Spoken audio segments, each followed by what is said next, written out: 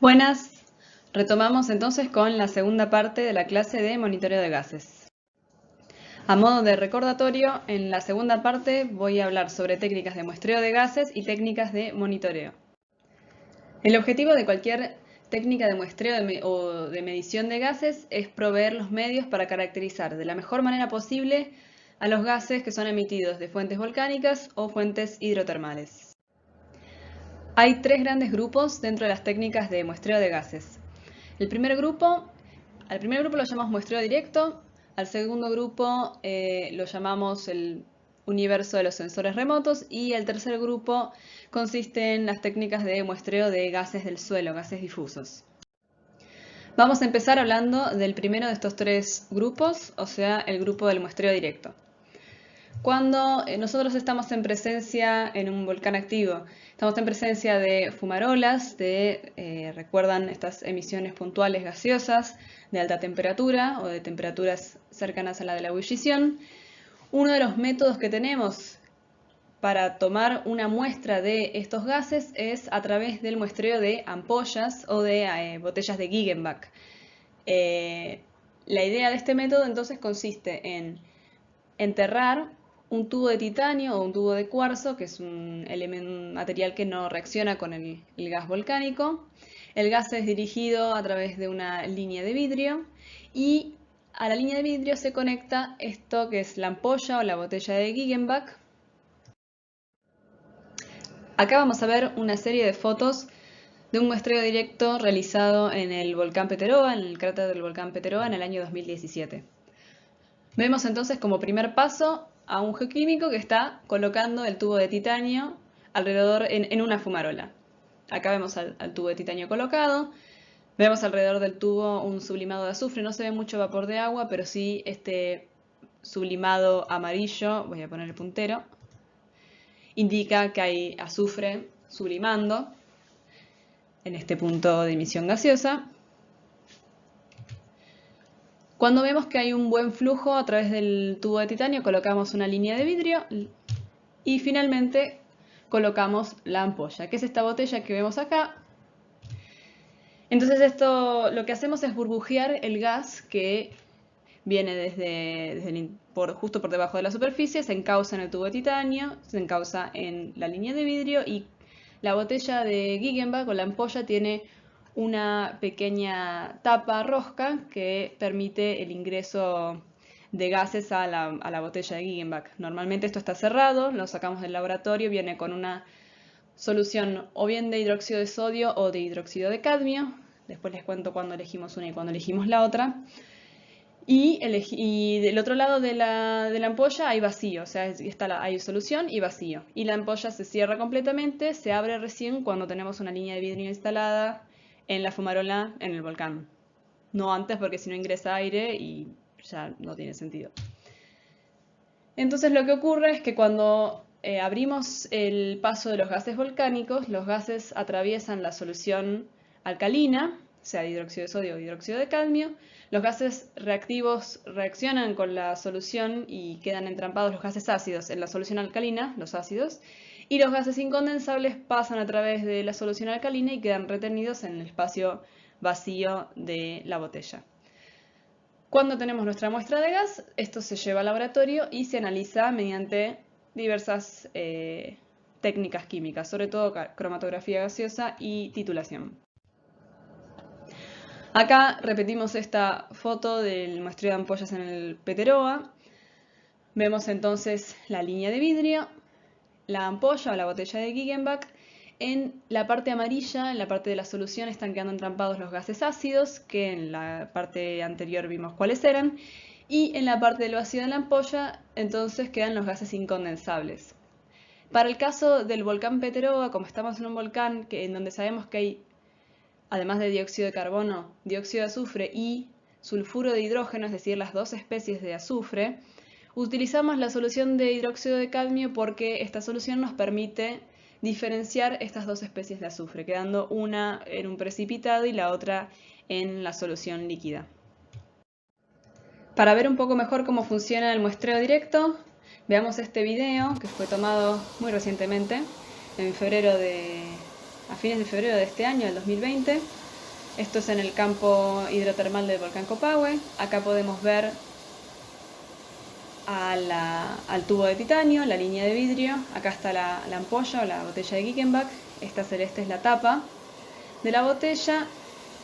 La ampolla se dispone de esta manera, de manera que el gas primero pase por la solución alcalina y luego los incondensables queden en el espacio vacío de la ampolla.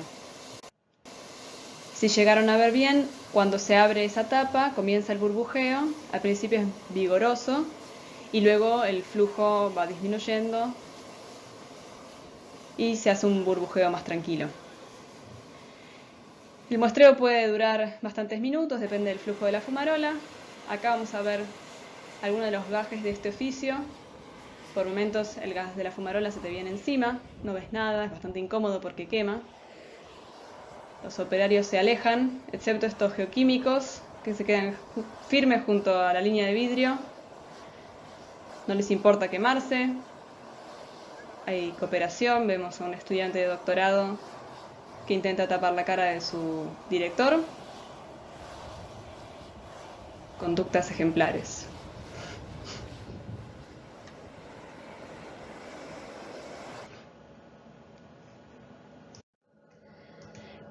El resultado del trabajo del muestreo directo y de del posterior análisis de las muestras en laboratorio es una tabla como la que estamos viendo en esta diapositiva.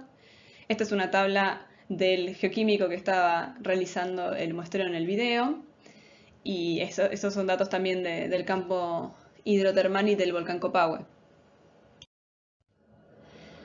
Pero además de muestrear a través de muestreo directo fumarolas de alta temperatura, también dijimos que, sobre todo en ambientes hidrotermales periféricos, se pueden dar lugar a piscinas burbujeantes, por ejemplo, como la que vimos también en la parte primera de la clase, como esta piscina del volcán Peteroa, que es una piscina burbujeante, una bubbling pool. Acá podemos ver a una geoquímica trabajando desde el borde de la piscina.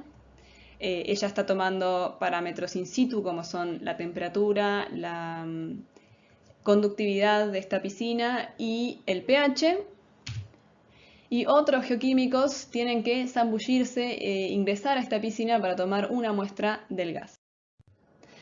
Acá también vamos a ver un video, pero antes quería aclarar que la solución de esta ampolla es de hidróxido de sodio, a diferencia de la que vimos al principio que tenía hidróxido de cadmio, porque acá estamos como dijimos, en un sitio periférico hidrotermal y sabemos que no contamos con la presencia de dióxido de azufre, entonces no necesitamos una solución que nos divida especies de azufre, sabemos que tenemos una sola. ¿Cómo funciona el muestreo de las piscinas burbujeantes? Bueno, vemos que también tenemos la ampolla, pero esta vez en vez de colectar con el tubo de titanio y con la línea de vidrio, nos alcanza un embudo que se coloca por abajo de la superficie del agua. Acá vemos una panorámica de esta piscina burbujeante, los bordes de la piscina. Y ahora desde este ángulo vamos a ver cómo los gases de esta piscina burbujeante entran al embudo y ascienden y llegan a la ampolla de la misma manera que para el caso de las fumarolas. Pasamos ahora al mundo de los sensores remotos. Estas entonces son técnicas de medición y de muestreo de plumas gaseosas a partir de estos equipos. Acá los tengo divididos como sensores remotos y algún sensor tal vez no tan remoto, ahora veremos por qué. Lo importante para decir acerca de estos equipos es que la mayoría son sensores que funcionan a partir de principios ópticos. Vamos a verlos uno a uno. El espectrómetro de correlación, también llamado COSPEC, era el instrumento de percepción remota, o sea, el sensor remoto más usado para detectar y cuantificar tasas de emisión de dióxido de azufre en volcanes. Este equipo mide la radiación proveniente de la luz solar dispersada por la atmósfera y aprovecha la absorción selectiva de la radiación ultravioleta que tiene el dióxido de azufre. Digo era porque fue mayormente reemplazado por estos equipos que se llaman DOAS, por sus siglas Differential Optical Absorption Spectrometer, también es un espectrómetro. El DOAS es un instrumento desarrollado más recientemente, también fue desarrollado para la medición de emisiones de dióxido de azufre y otros gases volcánicos. También usa el mismo principio, el de la absorción de la radiación ultravioleta del dióxido de azufre, y se recolecta la medición por medio de un telescopio. Bueno, como ya dije, ha reemplazado en gran medida el COSPEC, y los DOAS se pueden montar tanto en estaciones fijas en el suelo, como esta que vemos acá, de la red NOVAC, que es una red que mide emisiones de dióxido de azufre a lo largo del mundo con equipos DOAS.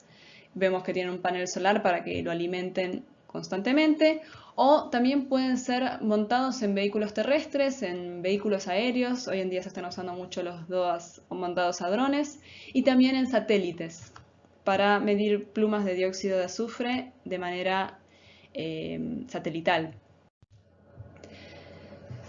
Acá viene esto me cuesta pronunciarlo, espectroscopía. Este método se llama espectroscopía infrarroja con transformada de Fourier.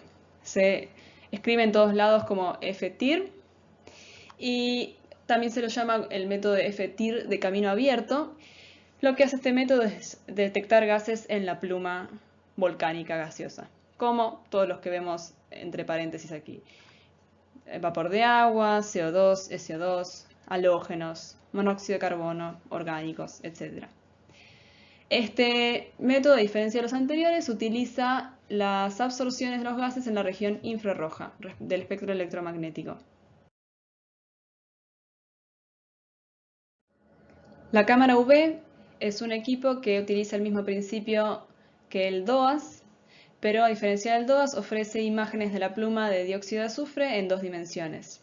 En estas fotos podemos ver una cámara UV instalada cerca del cráter del volcán Etna, o la otra imagen que ya vimos en la parte 1 de la clase, en la que veíamos la pluma de dióxido de azufre emitido por el volcán Copahue en el año 2014.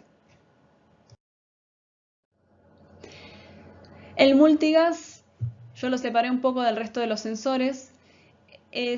No funciona exactamente el equipo como a partir de un principio óptico, sino que lo que hay que hacer es transportar el multigas prácticamente en donde esté la pluma. Este es un multigas que se dejó en el cráter del volcán Peteroa, tiene paneles solares de vuelta para alimentarse de energía. O este es un multigas móvil que está en el campo fumarólico del volcán Copahue. Esto fue tomado al mismo momento que fue tomada el video del muestreo directo que vimos hace unas diapositivas. El multigas es un equipo que lo que hace es bombear al gas de la pluma o al gas fumarólico al interior de este equipo, de esta cajita, y analiza mediante una serie de sensores electroquímicos, infrarrojos y resistivos a distintas especies gaseosas. Los 3 que no suelen faltar para ambientes volcánicos son dióxido de carbono, dióxido de azufre y sulfuro de hidrógeno. Pero pueden tener combinaciones de estos sensores o más sensores además de estos 3. Por último, la tercera técnica de muestreo típica de los gases volcánicos es el muestreo de gas del suelo, el muestreo de gas difuso. Para esto, la típica técnica que se utiliza sobre todo en estudios volcánicos e hidrotermales es el método de la cámara de acumulación, que consiste, acá se me puede ver a mí en el volcán Peteroa, con una cámara de acumulación apoyada en el piso. Este método consiste en apoyar esta cámara sobre el suelo, y si hay un flujo anómalo de dióxido de carbono hidrotermal siendo emitido a través de los suelos, ese CO2 se va a acumular en esta cámara. El gas que se acumula se va midiendo con un sensor infrarrojo, entonces lo que conseguimos es una curva de aumento de la concentración del dióxido de carbono en función del tiempo, lo que nos da un flujo de dióxido de carbono. Bien, comenzamos con la segunda parte de la segunda parte, que era técnicas de monitoreo de gases. Para eso vamos a hablar de cómo se da la liberación de los gases volcánicos. Hay 2 instancias. Una es la instancia que llamamos las emisiones impulsivas durante erupciones volcánicas episódicas, y la otra es la desgasificación que llamamos pasiva.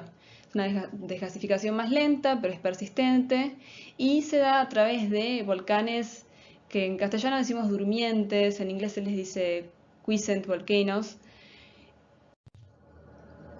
Lo que sabemos hoy en día es que aproximadamente unos 70 volcanes por año hacen erupción, pero si pensamos en los volcanes que desgasifican pasivamente, si bien este número no está tan bien, no es tan preciso, el número de volcanes que desgasifica pasivamente se estima es de 5 a 7 veces mayor a los volcanes que entran en erupción. Es decir, que tenemos un espectro de volcanes mucho más amplio para analizar que desgasifican pasivamente respecto a los que están en erupción. Además, la desgasificación pasiva probablemente emite del 90 al 99% de los volátiles provenientes de los volcanes.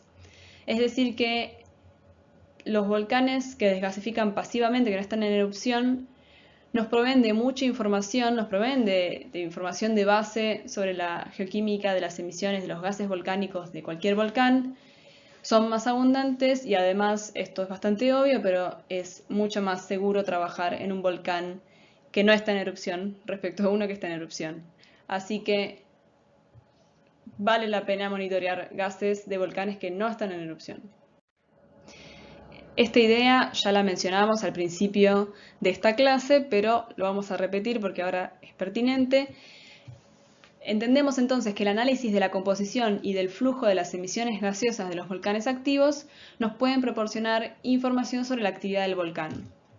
La idea del monitoreo de gases volcánicos entonces es intentar pronosticar la transición de la actividad de un volcán. Es decir, estamos buscando señales químicas precursoras de erupciones volcánicas. La premisa básica de las técnicas de monitoreo de gases es que los volátiles magmáticos, como ya vimos en la parte 1 de la clase, tienen solubilidades finitas en los fundidos silicáticos, o sea, en las cámaras magmáticas. Entonces se exsuelven, o sea, pasan a fase gaseosa, pasan de estar disueltos en el magma a la fase gaseosa a medida que estos magmas ascienden hacia la superficie, perdiendo presión confinante y enfriándose.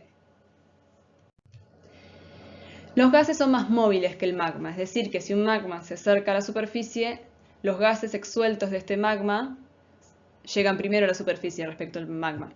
Entonces los geoquímicos, como ya dijimos hace un par de diapositivas, lo que buscan es capturar señales precursoras del ascenso del magma, haciendo un seguimiento de la composición química y del flujo de los gases emitidos hacia la superficie. Una de las técnicas de monitoreo de gases es hacer un seguimiento vía muestreo directo. El muestreo directo es la técnica que nos provee de la mayor parte del conocimiento de la química de los gases. Se hace el muestreo directo, posteriormente se analizan estas muestras en el laboratorio y no hay una técnica que nos dé una tabla más completa de la química de las fumarolas. Pero como técnica de monitoreo, si bien es una muy buena técnica para fundar una línea de base de la química de los gases, no es muy frecuente que uno tenga la posibilidad de ir diariamente a tomar muestras de fumarolas. Por ejemplo, nuestro grupo de investigación, el GESBA, nosotros no somos un observatorio volcánico, somos un grupo de investigación. Aún así, nuestra frecuencia de toma de muestras es de 1 año, por ejemplo. Entonces tenemos una muestra por año y hacemos un seguimiento, no monitoreo, de la química de los gases volcánicos, los volcanes que estudiamos, sobre todo el Copahue y el Peteroa, con esta frecuencia.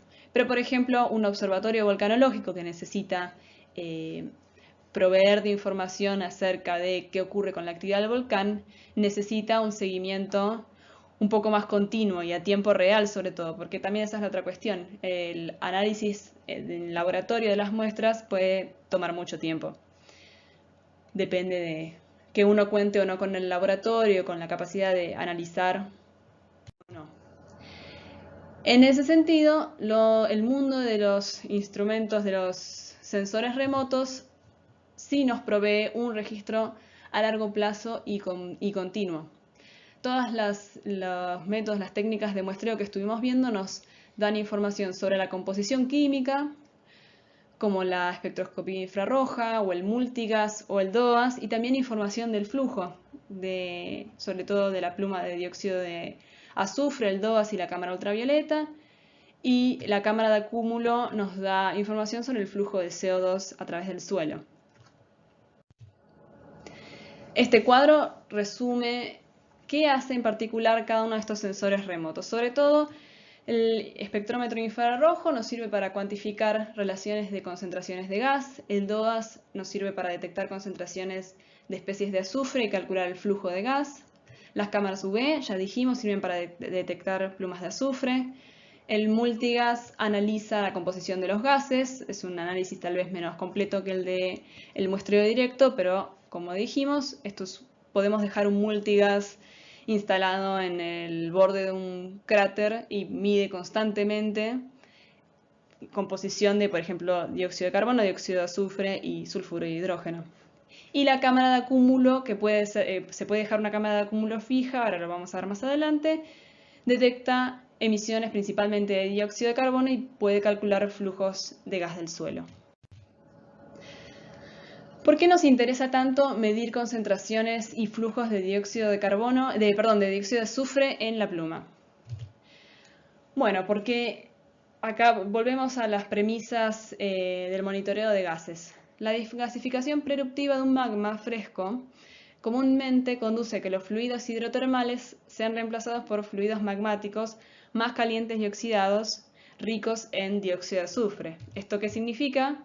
Que entonces un aumento del flujo del dióxido de azufre, que podríamos detectar con un equipo DOAS o con una cámara UV, constituye una señal precursora de una erupción volcánica. El multigas es un equipo que ha sido muy importante en el desarrollo de los últimos 20 años de la geoquímica volcánica. La principal contribución de este equipo a la volcanología consistió en proveer un sistema automático que puede llevar a cabo mediciones continuas, sin un operario, prácticamente en tiempo real, de la composición de la pluma volcánica. Las observaciones permanentes de multigas se enfocaron en medir la relación de CO2-SO2 en las plumas de gas cratéricas. Esta relación es muy utilizada como técnica de monitoreo. Las simulaciones numéricas realizadas para modelar el proceso de desgasificación volcánica sugieren que una relación CO2-SO2 alta puede ser usada como señal precursora, ya que indica la emisión de gases volcánicos provenientes de magmas más primitivos. Entonces, esta otra señal precursora es un aumento en la relación dióxido de carbono, dióxido de azufre. Este gráfico nos muestra los resultados de un trabajo que se llevó a cabo gracias a la medición a la toma de datos de un equipo multigas en el volcán Etna a lo largo de 2 años, entre los años 2009 y 2011. En el gráfico de arriba vemos cómo fue la evolución temporal de la relación CO2-SO2 y en el gráfico de abajo vemos la evolución temporal de los flujos de dióxido de carbono. Y estos datos se combinan con las líneas grises que indican la actividad de emisión de lava tipo Fontaine. A lo que se llegó con este trabajo, lo que vieron es que la actividad de la emisión de lava era precedida por meses de aumentos en la relación de CO2-SO2 y por aumentos en los flujos de dióxido de carbono. Como resumen, entonces vimos que la relación CO2 es una buena precursora de erupciones volcánicas. Hay otras relaciones, como por ejemplo la del CO2 y la del metano, que también constituyen buenos precursores de erupciones volcánicas. Y también vimos que las variaciones en los flujos de dióxido de carbono en las plumas de gas son también muy buenas herramientas para predecir erupciones, para monitorear volcanes. Respecto al monitoreo de gases que podemos llevar a cabo con el muestreo de gases del suelo, hago una breve mención a 2 trabajos distintos. Uno también fue llevado a cabo en Italia, en los campos Flegreos, una zona muy densamente habitada. El área metropolitana de Nápoles tiene más de 3 millones de habitantes, entonces se hace un seguimiento muy cercano con todas las técnicas que existen hoy en día de monitoreo de gases. Una de ellas es la del gas difuso. Lo que llevaron a cabo en este trabajo es, además de un muestreo muy denso, este es el área de estudio, y los puntos azules son puntos de medición de flujo de dióxido de carbono. Entonces lo que hicieron es, por un lado, mapear las emisiones de dióxido de carbono. Vemos que hay emisión de CO2 de origen hidrotermal adentro de este cráter que se llama la Solfatara y también a lo largo de algunas fallas y estructuras geológicas, pero además, haciendo un seguimiento de la desgasificación difusa, los autores de este trabajo pudieron determinar que desde el año 2003 hasta el año 2016 la emisión de CO2 difuso de origen profundo se triplicó en esta área, en los campos flegreos. Otra manera de hacer un estudio de monitoreo con el gas difuso es al revés de este, que fue un estudio espacial y que fue repetido varias veces, prácticamente una vez por año. Hay cámaras de acúmulo, como las que podemos ver en estas fotos, que se dejan fijas en un punto, tienen un brazo mecánico que levanta la cámara, ventea y cada, por ejemplo, una hora cierra, la cámara acumula gas y toma mediciones. Lo que nos permite esta técnica es observar si hay variaciones de flujo de CO2 difuso, no de la pluma, sino del suelo. Son cámaras que se dejan, ya digo, por años, si es posible. Se instalan normalmente con estaciones meteorológicas y con paneles solares para que tengan independencia energética. Para terminar, las plumas de gases volcánicos se monitorean también desde el espacio. Es posible hoy en día, y desde hace ya algunos años, hacer un seguimiento satelital de plumas de dióxido de azufre y también de anomalías térmicas de volcanes activos. Esto fue todo, muchas gracias por escuchar. Sepan que las referencias completas de todos los trabajos que están citados a lo largo de la clase en ambas partes se encontrará en el material de trabajo y espero que lo hayan disfrutado. Chau, chau.